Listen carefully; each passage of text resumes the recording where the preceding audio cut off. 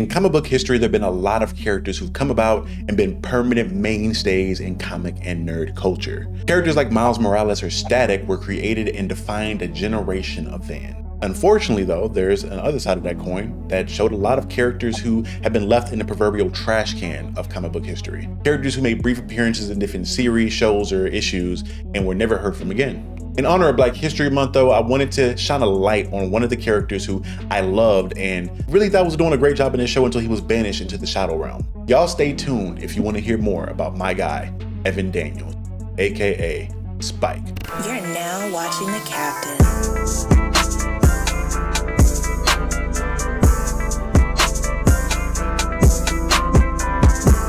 Spyke is one of the first black male mutants in X-Men history, created specifically for the XMenEvolution series. Initially, it was planned for the series to have Iceman Bobby Drake be the character on the roster that filled that spot, but because the characters wanted to promote more diversity within the series, Spyke was created to fill that role. He is introduced as a rebellious teenager with a unique power set. He has what is described as an exoskeleton that he can manipulate by pushing out of his skin and using it in a combative manner, firing the spikes as projectiles or using them as traditional blades or claws. Like just looking at it, it looks really similar in fashion to Wolverine's claws, except his exoskeleton isn't just restricted to his hands. Spyke has the ability to grow his spikes out, no pun intended, from anywhere on his body. Obviously, you must be thinking, well, Captain, how is he not covered in holes from all these different fucking spikes? Well, I'm glad you asked, viewer. Spyke has this sort of specific healing factor that's kind of limited to his body, but he's able to seal any puncture created from him growing spikes out of his body over and over and over again. Kind of similar, again, to Logan and his claws. Now, before I continue to deep dive into Spyke, there are some things about his character and characters that were very similar to him at the time that deserve some criticism. Criticism that people far more qualified than me have attempted to put forth front and center. People like the absolute legend and icon that is Dwayne McDuffie, for example. For people that aren't aware of who Mr. McDuffie is, he was one of the co-founders of Milestone Comics, a company that focused on telling stories of underrepresented minorities in any comic book form. See, some of the characters you may have seen and heard of, like Icon, Rocket, Hardware, and a character I've personally done a video on, Static. Not only was Mr. McDuffie very qualified in the realm of comics, he is also a writer for some of the greatest television series to ever be seen. Shows like the Static Shock series, Justice League Unlimited, and even most of the seasons of the Ben 10 series. That all being said, it's safe to say that Mr. McDuffie has seen his fair share of characters, especially black characters, in fiction. Because of that, over time, he began to notice some peculiar habits at Marvel in the late 80s that became habits so alarming to him that instead of doing what most people would do at that time and write a scathing letter, or what people today would do in regards to posting a very mean-spirited status on social media, he decided to create a pitch for a series based on the issues that he was seeing, and he sent it over to the Marvel powers that be. This series was called Teenage Negro Ninja Thrashers. When a group of teenage heroes find cosmic-powered skateboards, their lives are forever changed. A team of distinct characters join together, swearing an oath to use their powers for good. The team features Rocket Racer, a black guy on a skateboard. Night Thrasher, another black guy on a skateboard. Dark Wheelie, I bet you wouldn't believe it, he's a black guy on a skateboard. The series will feature things that everyone wants to see. Bizarre speech patterns no one of any culture can recognize. A smart white friend that helps them get out of any trouble that they're in. The heroes could be anyone. If you're black, I mean. And don't forget the best part, they're on skateboards. Face it, Pilgrim, this one's got it all. If you haven't gotten it by now, McDuffie was making fun of a trope that was really prevalent in around like 1988 or 1989 that saw 25% of African-American heroes that were appearing in Marvel Comics at the time possessing some sort of skateboard-based power. This to me is a piece of black nerd history that I thought was very relevant due to the fact that Spyke kind of fits this issue that McDuffie was trying to shine a light on. There are certain aspects that are still prevalent to this day, but this is something I really wanted to talk about just due to the fact that I feel like in comic books throughout the history from 89 up until now, there's been a lot of different like really quick tropes that have been popping up for years now that will usually be like a really big popular thing for like a year, maybe switch over to something else, but it's a consistent trend of tropes that are really strong that pop up and that are utilized for a lot of characters, whether that be the type of power set they have. And sometimes people have like the whole idea of like the electrical Negro thing, even though that's not necessarily a accurate thing, but there's usually something that is a trope that is brought up, whether it be the drive character speak, the slang they speak, something that's just replicated because that's what writers at the time feel like Black people are or do or even resonate with. So I feel like myself and as well as other creators that are reviewing comic books or even discussing these things, whether that be a show or more comic books themselves, we need to do a better job of demanding more and making sure that Marvel Comics as well as other comic companies or just studios in general don't get complacent in regards to our representation. Make sure that they're doing their best foot forward to make sure that we are represented in an accurate manner and not just throwing stereotypes and tropes in our faces to make us just accept any slop that's thrown our way. So that being said, I just wanted to stop right there and kind of give you guys a little bit of that knowledge and insight and help you guys segue into some of the issues that were honestly around with Spyke in the writing form.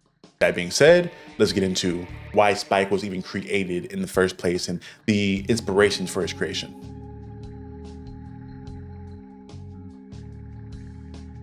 Although Spyke fits the McDuffie letter trope, I personally do think Spyke is a character with a lot to offer.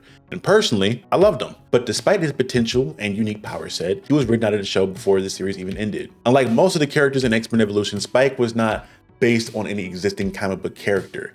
He was created specifically for the animated series. Writer Robert N. Skier explained that he pushed for Spyke because there had never been a Black teenage male on the X-Men team, despite the franchise having a large Black audience. In an interview, Skier states that the X-Men had been around for 40 years. There had never been a Black teenage guy on the team, and it seemed unfair.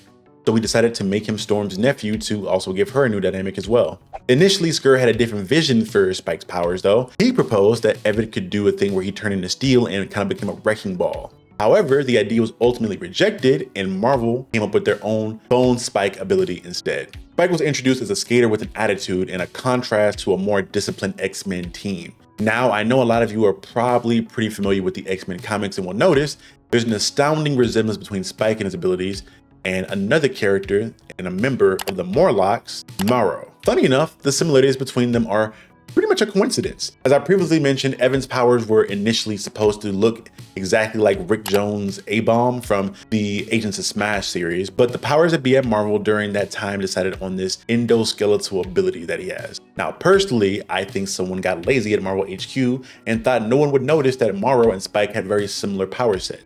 Similarities get even stronger when Evan, during his Morlock arc, was having a falling out with Storm in a similar way that Morrow does in Uncanny X-Men 325. Storm and Morrow in this issue fight due to disagreements on mutant optics and what mutant was considered bad or not. Morrow, being crazy as she is, wired a time bomb to her own heart to force Storm to either yield or kill her. Storm eventually, being a Mortal Kombat fucking character apparently, tore out Morrow's heart, but due to Morrow having two hearts to compensate for her random bone growth and superhuman regenerative abilities, she survived the damn Mortal Kombat finisher. This, at least to me, is pretty damning evidence that Morrow's storyline, for the most part, was looked at and adapted in a certain way for the series when they were having difficulty writing for Evan. At first, Spyke was the team's rebellious newcomer. He had this rivalry with Quicksilver, and he often clashed with authority figures, including his Aunt Storm. In season 3, though, his story took a little bit of a darker turn. After being exposed to a dangerous sports drink that seemed to harm mutants, his mutation was advanced uncontrollably. His spikes became permanent and were covering his body in an armored exoskeleton, kind of moving the skeleton from inside his body to outside, making it really unable for him to blend into normal society, which led to him leaving the X-Men and joining the Morlocks due to all the persecution that he was getting, being rejected from society. His transformation was crazy to me because it looked pretty dope in my opinion and really fit the character. And secondly, the series used this as a very intelligent metaphor that X-Men comics usually utilize to occasionally show, race relations, because he is Black, and in a lot of instances in society where you have people who are white passing, sometimes in normal society, they don't get pressed or treated in the same way as that a dark-skinned black person may. So when you have it to where this mutant who traditionally can blend in and being an athlete and being a cool guy becomes this mutant and you just can't not see him for who he is, it's kind of wild that people will shun him and reject him, and he has to end up leaving society to go live with people just like him. It's kind of profound in the way that was written. Like I said before, Spyke was introduced as a skater with an attitude, and it was a contrast to the more disciplined X-Men like a Cyclops or Jean Grey in the series. His rebellious personality, though, made him stand out, and it also contributed to some of the challenges in writing his character. Because the show was set to be centered around the X-Men being in school, it got kind of hard for them to find proper development for him long term. Most of the writing for him ended up swinging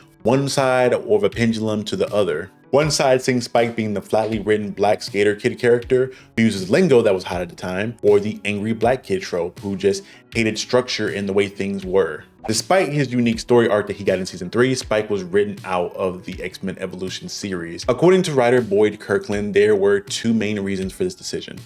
First, the character faced backlash from fans, and many viewers felt that Spyke's personality was very inconsistent. He was initially portrayed as a rebellious skater, then later as an angry black kid, but neither version really connected with the audience they were trying to, connect to. Some critics also felt that in them trying to avoid making him a stereotype, the writers unintentionally created a stereotype. A fan post in 2003 really summarized this sentiment.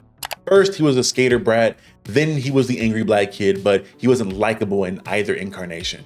When neither take worked, they just wrote him out rather than trying to fix him. The second thing Kirkland revealed was that Spike's story was always, to them, meant to be a tragic one. His mutation from the very beginning was supposed to make him an outcast, very similar to the likes of characters like Beast or Nightcrawler. However, the network initially rejected this darker theme as they felt that it was too serious for the show's early seasons. When the show was eventually allowed for more mature storytelling, Spike's mutation evolved, but by then the writers had decided to kind of phase him out at that point, and additionally bring back Iceman to replace him, offering a more lighthearted and humorous character that fit the team dynamic that they were looking for. Outside of the XMenEvolution series, Spyke hasn't made many appearances, but there are a few ones that I think are very notable appearances that you may or may not have been aware of. Starting with the small quick hitter appearances, Spyke has been shown on the screen in a few different movies, or at least a few different variants of them. The Fox X-Men movie X-Men The Last Stand featured a version of him that was played by Lance Gibson, who had a brief fight scene in the woods with Wolverine, and he utilized his spikes from his wrist, hurling them as projectiles at Logan. He's Spyke by name in that movie, but not really the same character per se. And there's another character by the name of Daniels in X-Men Days of Future Past, who has powers that are more akin to Spike's comic book depiction. See, the comic book version of Spyke has powers that look significantly different than Evan's in the XMenEvolution series. They more resemble the quills of a porcupine versus literal spikes that are seen in the show. Funny enough though, the powers aren't the only differences besides the obvious one version looking like he's in his mid-30s and the other being 15. Besides that, their names aren't even the same. The comic variant went by the name The Spyke, yes, not Spike, but The Spyke, exactly how my bald brother Dwayne Johnson isn't just Rock, he is The Rock. Shut up, bitch! More big changes though include the comic book version of the character was never an X-Man. Instead, he spent his time being a part of a mutant team by the name of the Ecstatics, a D-list mutant team that was mostly gathered together to be celebrities in the public eye, but also save lives. The biggest difference though is that the comic book version is in no way related to Storm, as the Evan Daniels version is. If you want to read the comics that include the comic book version, you can probably start with X-Force number 116, where I think they debuted the Ecstatics for the first time. With Marvel reviving the X-Men franchise through stuff like X-Men 97 and showcasing that there will be mutants in the MCU, there's a lot of possibility, in my opinion, for Spyke to make a comeback. If not animated or live action, at the bare minimum, it would be dope to see him in a comic book at some point. A modern version of Spyke could explore his struggles as an outcast mutant, or even position him as a leader of the Morlocks and having more stuff there with him and Storm. Especially with the leader of the Morlocks seemingly dying in the attack of Genosha in the X-Men 97 series. So all in all, I think Spyke is a dope character who I personally really connected with in my youth. Him kind of having a lot of difficulty being a character from Harlem, New York, being put into this prep school essentially and being forced to follow a lot of rules and having the world kind of look at you a certain way. It was just really dope for me to see a character that, at least at certain parts of my life, was very similar to me and I think he had a lot of lessons left to give and learn throughout the X-Men series, especially in X-Men Evolution. I thought it was kind of fucked up for them to write him off and have him never come back and play a super integral role in the series. And especially with the way that I'm seeing the solo Storm run now, written by Muewa Adeyele right now, going on, I think it would be sick to kind of bring Spyke back and have him really be a integral character in Storm stuff going forward, maybe even potentially X-Men stuff. And because they haven't overused him a million different times, it'd be dope to see him brought in as a side character or even a main character like they did with Nico in the Friendly Neighborhood Spider-Man series. Like, I really just want to see Spyke used again. And I feel like characters like him and Static kind of get the short end of the stick because X-Men Evolution came out in the early 2000s, and the series is forgotten by a lot of people, and Spyke has been forgotten by a lot of people, and a lot of people probably never even watched that series to begin with. So some people don't even know what they're missing in regards to Spyke as a character. Please, Marvel, if you're listening, watching this video, somebody at the powers that be, bring my boy back, give him a series. It doesn't have to be a solo run. It could be him in addition to anything else. It could be a new mutant that pops up. I don't know, but again, I would love to see that. If you guys enjoyed my video on Spyke, y'all let me know what you think about the character below. And if you planning on wanting to check out the X-Men Evolution series to go see what he has to offer, let me know that in the comment section below as well. And with all that being said, please like the video, subscribe to the channel to be caught up on more of the content that I have to offer. And again, if you guys want to be part of a dope community and communicate with me in a more one-on-one fashion on a daily basis, you can do so by going into the description below and hitting the link to join my Discord server, where me and a lot of other people that are subs to the channel hang out, play games, have conversations about food, comic books, whatever it may be, the MCU. And you know, I just would like to grow that dope community there where people can be safe and be their unapologetically nerdy selves. So again, this has been Captain Diesel of Captain Diesel's Dojo, and I will see you guys next time. Peace. Be good, people.